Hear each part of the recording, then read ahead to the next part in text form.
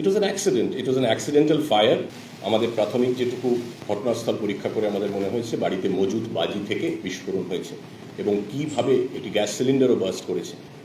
বাড়ির যে দুই বাজি কারখানা, এই বাজিগুলো বাড়ির যারা মালিক তাদের বাড়ির 100 মিটার 200 মিটারের মধ্যেই একটা বাজির কারখানা ছিল, সেখানে বাজি তারা তৈরি করতেন। কিন্তু বাড়ির মধ্যে কেন বাজি মজুত রাখা হয়েছিল সেটা আমরা খতিয়ে দেখছি।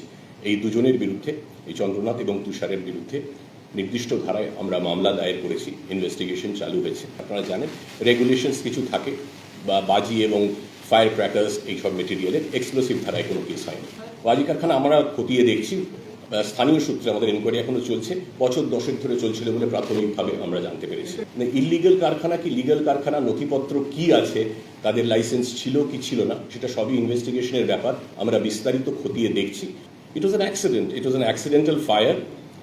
This fire broke out at around 8:30 last night. There was an explosion and causing death of 7 people, 7 persons including 4 kids, 3 ladies and 1 gentleman. Another lady was injured. She was taken to SSKM for treatment where she succumbed to her injuries.